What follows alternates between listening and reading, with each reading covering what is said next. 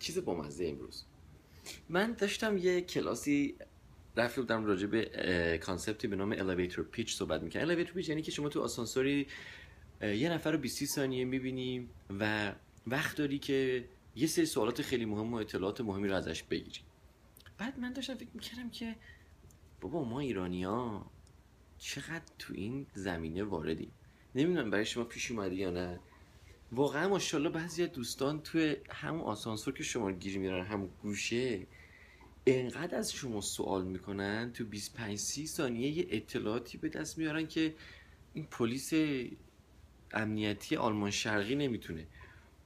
میاد کورنرت میکنه، این درم بعضی موقع داره بسته میشه اینجوری میگیره، صداش هم در بیپ بیپ که میخواد در بسته شه، این سوالاشو حل میکنه. سوالایی که حالا نمیدونه با این اطلاعاتش چیکار میخواد بکنه حالا اصلا. بعد یاد یه داستانی افتادم واقعیه. این دوست ما داشت تعریف میکرد که از این خانمایی که اینجا تازه گریجویت شده امریکا بزرگ شده.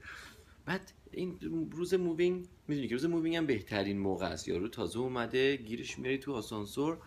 خلاص این روز که مووینگ میکرده صندلی فکر کن به زور جا داد و خودش هم رفته اون تو، از طبقه 1 میخواد بره 3.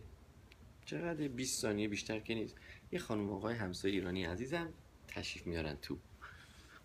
سوالا شروع میشه، یعنی از وقتی که در آسانسور داره بسته میشه شما فرض کنید 20 ثانیه وقته. تو این 20 ثانیه شما هر نوع سوالی فکر کنین از این بنده خدا کرده بودن، از تمام فامیل چه کار از چه جوری اینا، تا اینکه کجا درس خونده، چی میخونه، چیکار. این صندلی چنده، این صندلی که گذاشتی اینجا این چنده، همه اینا رو در آورده بود. آخر که دیگه میرسن به طبقه 3 جالب میشه چون سوال تکنیکال میشه. شما کارتون چیه؟ این دختر خانومم میگه من لا اسکول بودم.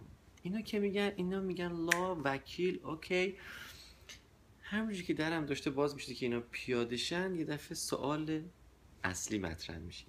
این خانومه میگه ای قربونت ببخشید من اتفاقا کیس گرین کارت خواهرزادم، چه پسر گلی هم از بهتر از شما نباشه، این گیر کرده تو فایل، دیدی که اینام خریه اینجا، نمیدونم این اطلاعات اشتباه داده یا اون، اینا گیر کرده. و بعد این دختره میگه که ببخشید من کورپوریت لا میخونم و خوندم.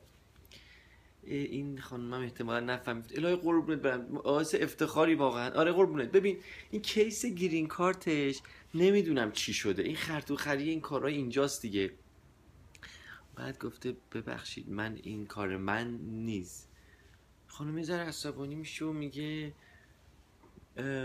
اگه میخوای میتونیم بیایم آفیستون، اگه میخوای به این چارج کنیم که این جوابو بدین، چون من خودم مثلا برادر خودم وکیله، میشناسیش حتما، از اون وکیلای قدیمی و معروفه و پسر خودم هم خیلی دوست داره، الان های اسکوله، حتی درسش خیلی خوب نیست ولی داریم روش کار میکنیم، وکیل میخواد بشه. حالا اگه نمیخواین جواب بدین.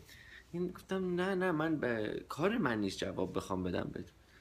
بعد خانومم یه نگاهی میکنه و زیر لبم یه فوشی هم توی مایا که دختری افاده‌ای میده و از الیویتور خارج میشن. و برای چی؟ احتمالاً پیاده شده و شوهرش گفته که دیدی چه دختر افاده‌ای بود؟ حالا با این اینفورمیشنی که ازش گرفتی چیکار میخوای بکنی؟ بچه موضوع تخصصی اون خانم نبوده، به چه دردتون میخوره؟ میدونی بعضی موقع میگه این همه اطلاعات که گرفتن آخر سر با همسایه دیگه که نشستن میخواد بگه که آره دیدی فلانی موو کرده. حالا اگه جوابشو درست بدی، جواب سوالشو رو تو مهمونی بعدی ازت تعریفه، آره همسایه فلانی رو دیدی چه دختره با شخصیتی، آره وکیل از این وکیلای خوب. حالا سوالاشو خوب جواب ندی، مهمونی بعدی میگه آره این دختر اومده نمیدونم کدوم مدرسم رفته، چه میدونم میگه وکیلم ولی به نظر نمیومد، دانشگاهشم از این دانشگاه من اصلا نمیشناختم، یله پله چی از این چیزا گفت اسمش من نمیدونم، ولی آره اینم پشت سر. آخه بعدا میگین چرا این وکیلا با ما اینجوری میکنه، چرا دکترا با ما اینجوری میکنه؟ همین دکتر یارو میره رگ بگیره خب برای خون گرفتن، این به پرستاره میگه اینو بگیر، بابا بذار کارشو بکنه. بعدن هم میاد به همه میگه بلد نبود دستمو چیکار کرد، انقدر محکم زد که تمام دستم کبود شد. خب نمیگی که قبلش چی گفتی به اون خانومه؟ حتما گفتی مثلا خواهرزاده منم همین تو کار شماست. البته ایشون خوشگله ولی باریک هم هست. حالا خانومه کمی اومدی و توپل باشه. خب اینو بهش میگی؟ خب معلومه اینو میکنه این تو مثل این رول پلا که دریلو میخونه آخر سرش بکنه یه اینجوری هم میکنه بعد در میاره. بعد میگیم چرا اینجوری؟ حالا این بامزه بود.